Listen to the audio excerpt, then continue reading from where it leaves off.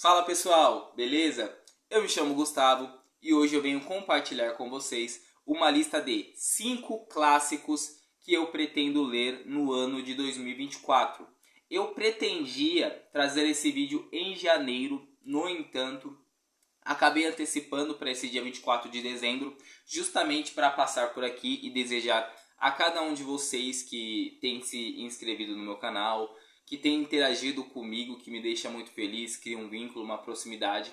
Eu não queria deixar essa data passar em branco, então eu quis trazer um vídeo para desejar a todos vocês um Feliz Natal. Cada um aproveita essa data ao seu modo, mas eu espero que todos vocês tenham boas festas e um ótimo término de ano e um ano incrível em 2024 também, tá bom? Então é isso, passei por aqui para dar esse recadinho para vocês. E agora vamos ao vídeo dos 5 clássicos que eu pretendo ler no ano de 2024. Começando por um que provavelmente a maioria de vocês já leu. E se não leu, acredito que todos, vou dizer todos mesmo, já ouviu falar, que é O Sol é para Todos, da Harper Lee, um livro norte-americano publicado em 1960, que vai narrar uma história que, salvo engano, se passa em 1930 mais ou menos, onde um advogado na sociedade norte-americana ali, que nós já sabemos que tem uma carga de racismo muito grande, um advogado branco, ele vai defender um negro no tribunal que estava sendo acusado de abuso. Só que, até onde eu sei, pelo que eu já vi de resenhas, esse acusado é nitidamente inocente. No entanto, devido ao preconceito que há naquela época, né, então nós estamos acabando de sair de um período longo de escravidão também nos Estados Unidos, né? Por haver toda essa carga, a palavra daquele homem que estava sendo acusado basicamente não tinha valor nenhum. Então tem todo esse trâmite para que esse advogado branco consiga defendê-lo no tribunal. E por outro lado, nós temos uma sociedade que começa a olhar para esse homem branco com maus olhos, porque ele está defendendo um negro. Ele está errado, como você consegue fazer isso? Ele começa a ser julgado pelas pessoas, acusado, caluniado, e isso tudo é narrado por um membro da sua família, por uma criança. Sua filha mais nova narra toda essa história e, pelo que eu sei, isso torna a história incrível, né? Porque é uma narração inocente, uma narração ainda de uma criança que não tem essa mentalidade racista e ao mesmo tempo ela está tendo ali o contato com uma sociedade que é. Então tem todo esse conflito e é um clássico que eu me interesso muito por ler. Eu curto muito entender esse contexto histórico com ainda o resquício escravocrata. É uma mancha na história da humanidade, né? Toda essa questão de escravidão, principalmente a escravidão com pessoas vindo do continente africano.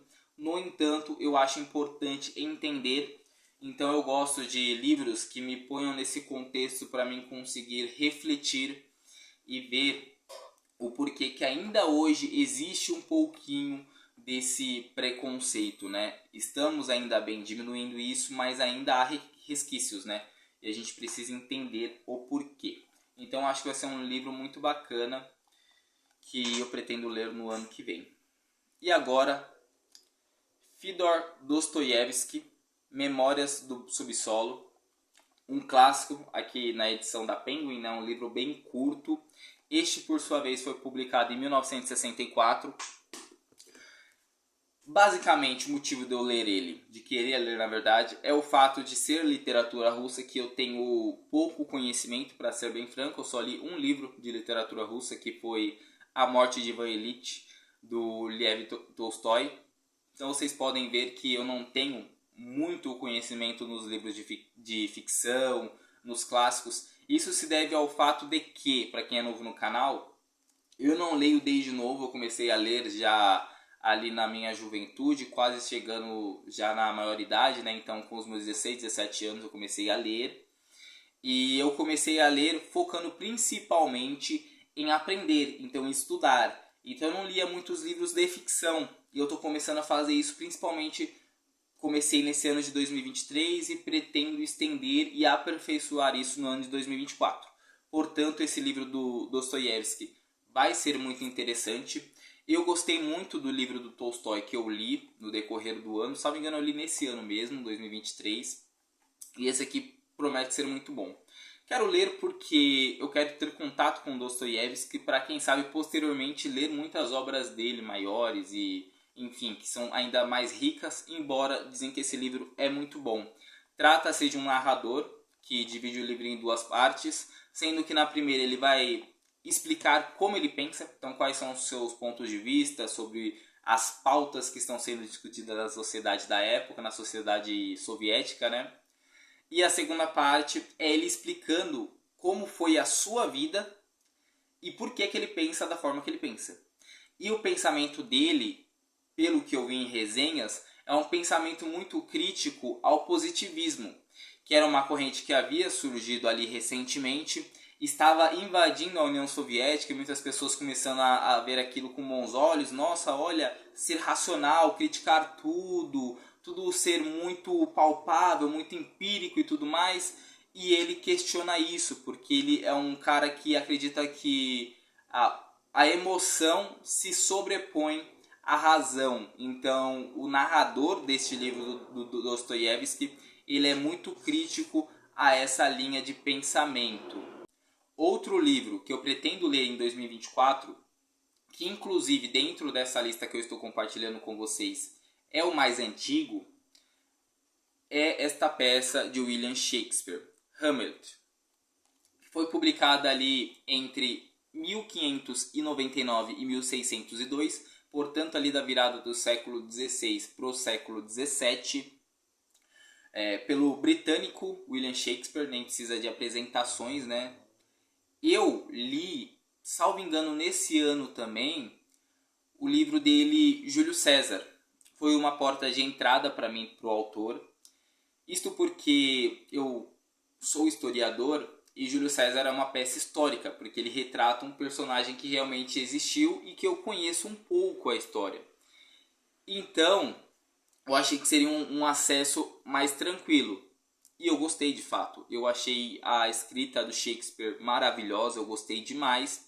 E nesse ano eu pretendo ter um novo contato com ele, possivelmente fazer isso através dessa peça de Hamlet. Estamos falando aí da narração do príncipe Hamlet, que havia acabado de perder seu pai, que também se chamava Hamlet.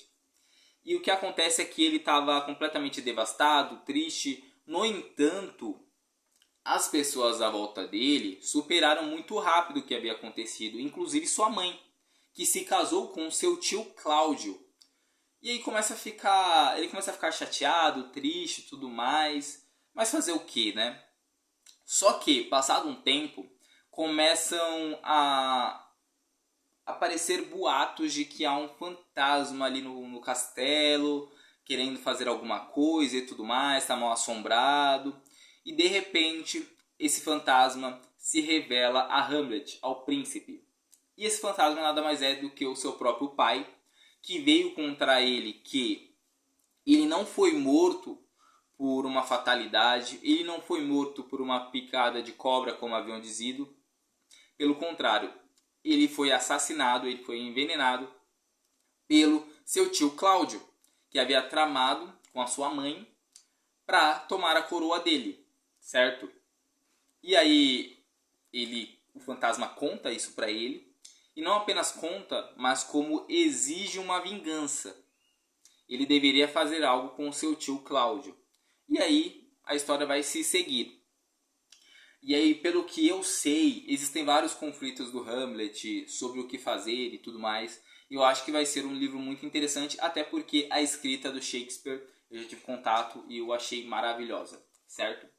Então, está na minha lista para 2024, assim como esse livro, O Senhor das Moscas, de William Golding, que provavelmente, dentre os livros que eu apresentei para vocês aqui, é o menos conhecido. É bem conhecido também, mas como os títulos que eu apresentei realmente são muito relevantes, são muito difundidos, esse eu acho que é o que é menos conhecido, embora seja conhecido também, Mas estamos falando de um livro que foi publicado em 1954, que vai contar a história de crianças que estavam sendo evacuadas de uma guerra, e o autor, inclusive, tem uma ligação com guerra. Ele guerreou durante a Segunda Guerra Mundial, então ele meio que tinha já alguns traumas deixados por aquele conflito, e aí ele escreve essa narrativa contando a história dessas crianças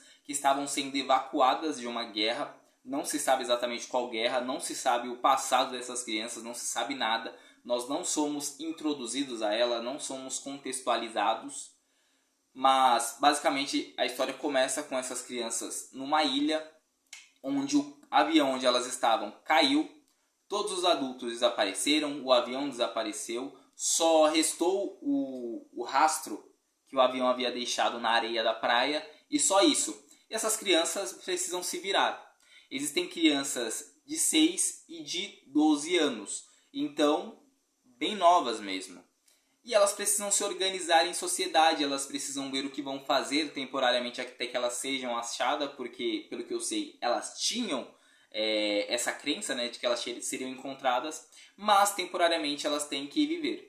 Então elas começam a se organizar em sociedade, elas começam a decidir quem seria o líder, elas começam a decidir onde vão morar, e eles constroem cabanas, constroem barracas, enfim, tentam ali se alimentar, se manter vivos. E tem todas essas questões sendo narradas, de uma sociedade surgindo, de crianças se organizando. No entanto, em determinado momento, as coisas começam a dar errado. Então as cabanas que eles construíram simplesmente desabam. Crianças, que no caso são os membros daquela nova comunidade, começam a desaparecer. E aí tem todo um mistério que vai acontecer e tudo mais.